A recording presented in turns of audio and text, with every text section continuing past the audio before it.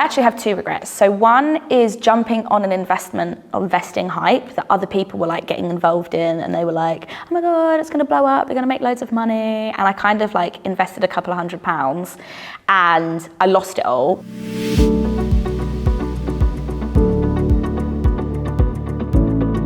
Hi, my name is Laura Ann Moore and I am a money mindset expert and a financial wellbeing speaker, coach, educator, all the things.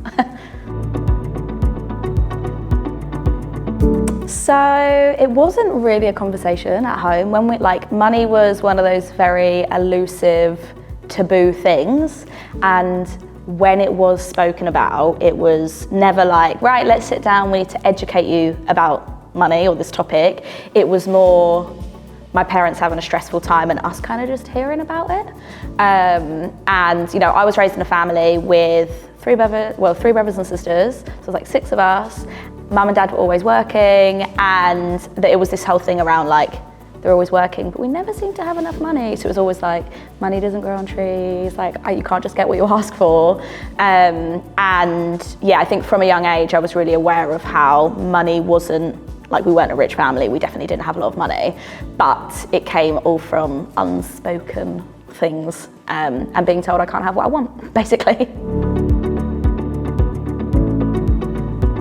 So I got my first ever job when I was like 16, and because I'd seen my mum and dad, mainly my dad, like be so awful with money and not have any, I was like, I cannot be like this. When I first start making money, I am gonna save it all. So I, from a really young age, at like 15, 16, became a complete hoarder with money.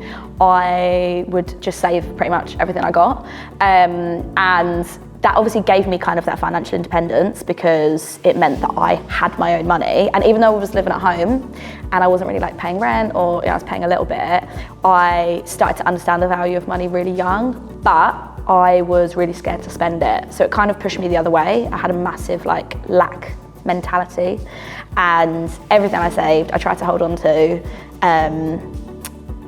But it did set me up, I feel, kind of like for success for when I then moved out. I went traveling really young. I had all this money that I'd saved up. So I was able to do all these things with my money, which was really cool, really positive experience. But yeah, it kind of came from trying to be the opposite to what my dad was like with money, basically.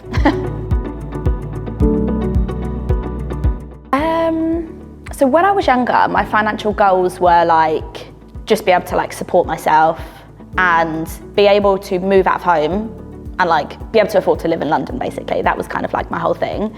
And from about the age of 19, my biggest goal was to go to drama school, which was like 15 grand a year, which is I saved when I was 19 to the age of 22. And then I spent it all traveling, which was the best thing I could have done.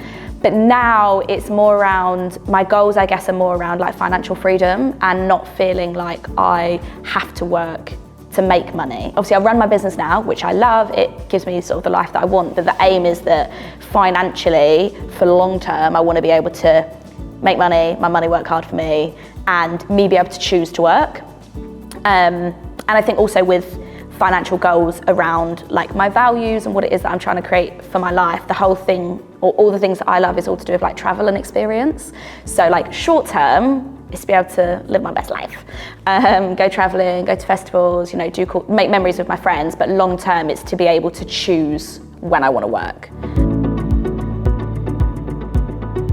So I have started investing. I started about 2 years ago. Well, how old am I? 29? 20, yeah, about two and a half years ago. And it's a really funny story actually, because basically I had saved £25,000 between the ages of like 25 to 27 and had all this money sat in the bank, and I was like, I'm a baller. Like I was so chuffed. And then I went on a date with a guy that I'd met like randomly, and we were having a couple of drinks, and he said to me, do you know, by having all of your money sat in cash, you're actually losing money? And I was literally like, oh, what? And because I just started this journey of becoming like a personal finance content creator, obviously I wanted to like go and learn all about it. So that conversation triggered me going to look into investing, what it is, like all of those things, because in my head, I just work, save, and then that's what gets me, I guess, to like financial freedom. I didn't realize there was this kind of extra step in the middle of needing to invest and actually grow my money. So then I found a piece of research online which spoke about women and money and investing. And I talked about it on Instagram and just couldn't believe that I didn't know about investing. I was like, why have I not been taught this? And then I actually had a friend reach out to me. It was a random friend that I met at a party, and we had each other on Instagram, and he was a wealth manager.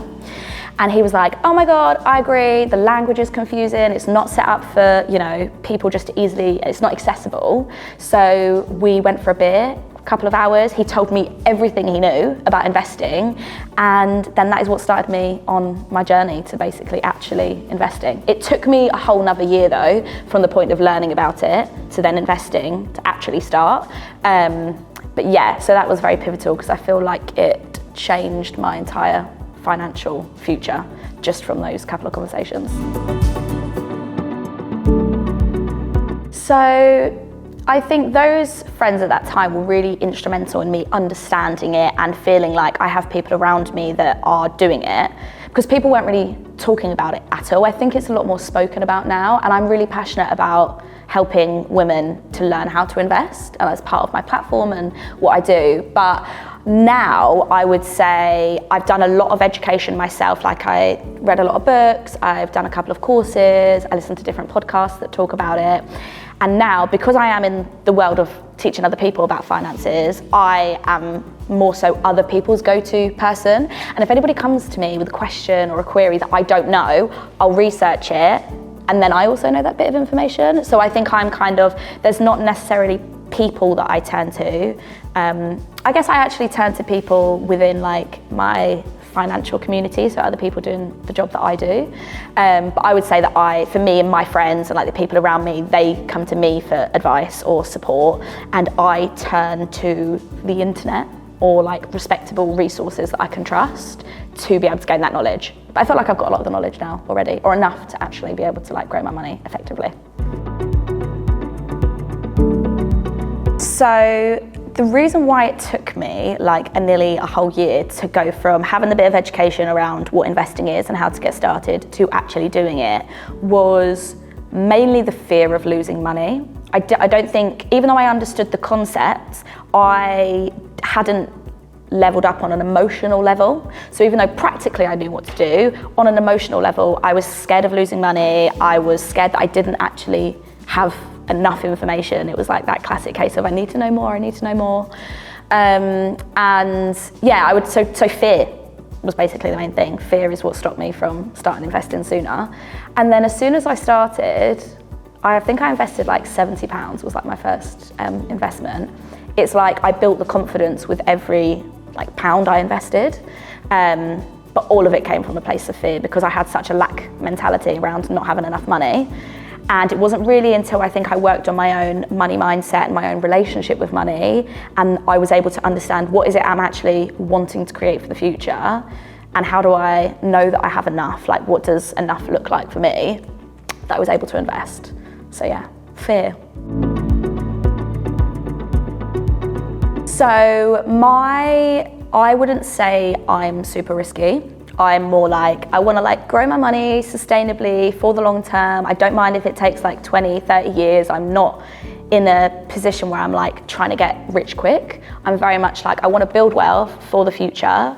And so yeah, I guess I play it like more safe. So I invest in like low cost index funds, and I do it whereby I invest every month, sort of slowly, consistently. I do change how much I invest depending on, now that I run my own business, obviously it depends kind of like what I'm getting in. But yeah, it's all like low cost index funds, things that I know that are gonna grow over time and that I feel confident in, that I'm not, I guess, putting my investments or my money too much at risk. So I don't really invest in like individual stocks. I think I've got a couple, but they were either given to me for free or like I did it just because I jumped on a hype. But like it's like 1% of my portfolio. The rest is, yeah, low cost index funds. So I think I actually have two regrets. So one is jumping on an investing hype that other people were like getting involved in, and they were like, oh my God, it's gonna blow up, they're gonna make loads of money. And I kind of like invested a couple of £100 and I lost it all. But I do feel like it was a small price to pay. It was a small lesson to learn for the fact that that's not my style. I don't need to jump on like all of these different trends. I know what my strategy is. It's slow and sustainable and consistent. So that was definitely one regret. And the other regret is just not starting sooner. I think when you learn about things like compound interest and growing your money over time, I look back at me earning money from like the age of 16 or 18 when you could have got started, and I'm like, oh my God, that's basically like 10 years of investing I've like missed out on. However, you don't know what you don't know. So you can't beat yourself up about it, but I do wish that I'd got started sooner.